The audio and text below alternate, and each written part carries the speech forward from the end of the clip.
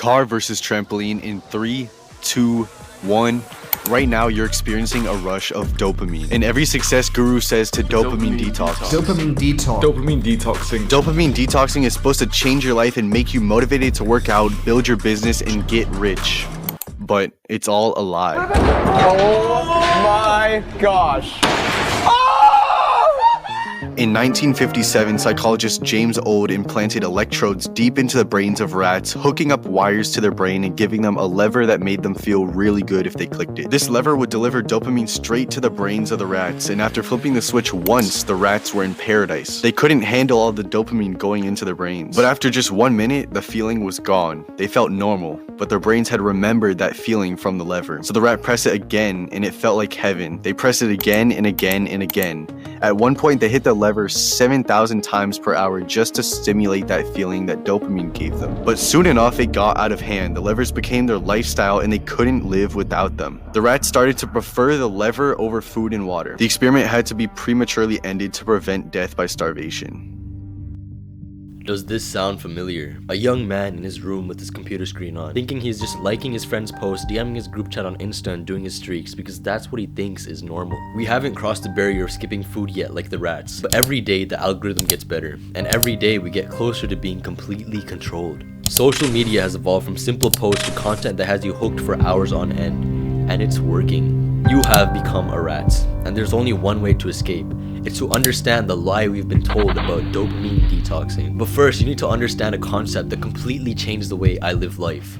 Instant gratification. Instant gratification is anything that gives you an instantaneous reward. Every time you indulge in Netflix or TikTok, you keep on watching because you are enjoying it in that specific moment. Then if your internet suddenly goes out, you feel very bored in that moment. So instant gratification is anything that gives you a reward while you are doing it. But there's a better type of gratification. It's delaying gratification. It's what makes people rich and buff. If you work out every day for an hour, it's very boring and not very rewarding. But in 2 years, you'll see yourself in the mirror and be filled with dopamine. Was the 1 hour of pain every day worth the dream body? I'd say so, because you're gonna forget what you did yesterday regardless of if you worked out or watched TikTok. Short-term pleasure leads to long-term pain. Short-term pain leads to long-term pleasure. And honestly, delaying gratification isn't as boring as you think. Check this out. They basically took a mouse and placed it in a waiting chamber. In this chamber, the mouse had a couple of options. It could either leave and immediately get a small reward of water, or it could wait and receive a bigger reward. Waiting for a reward produced kind of a dopamine boost that looked like what we see when an animal receives an immediate reward. The mice learned to value delayed rewards just as much as instantaneous rewards. That brings us to the question,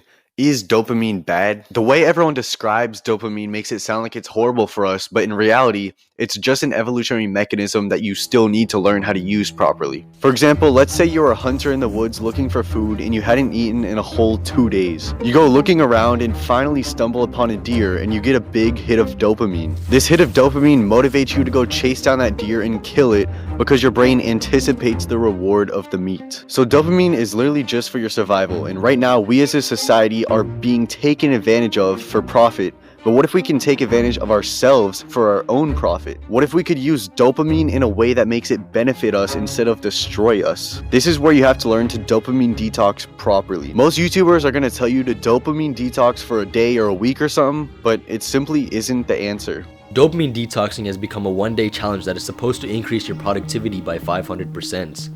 But it doesn't really make sense. If I went on a diet and only chose to eat well for 1 day of the week and ate like garbage for the rest, would I really be making progress? Of course not, bro. It's the same with dopamine. The year was 2020. I was on a walk one day and I decided, okay, let me just pull out YouTube, and I happened to stumble upon Andrew Kirby's Reset Your Brain in 24 Hours, Do This to Change Your Life, Instant Results, 1 Day Dopamine Detox, Reset Your Motivation, and with the little I knew at the time, I decided to give it a try. I decided to go for a dopamine detox on Sunday, so I made this super long 8-hour productive schedule where I couldn't use any entertainment because obviously it's a dopamine detox, and it got me nowhere. Sure, I may have reset my dopamine levels and motivation, but the following day, on Monday, I literally just went back to all my old habits and started scrolling on TikTok first thing in the morning for probably 5 or 6 hours until I hopped on Xbox and games until 3 a.m. The point of a dopamine detox isn't to just escape from the lifestyle for a day, but rather to change your lifestyle completely to get the benefits forever. And luckily, the benefits of an extended detox are much higher than a 1-day detox. So how do you really do a dopamine detox to get the results that success gurus say that you will get? Firstly, you're not going to cut everything out. Instead of having one good day,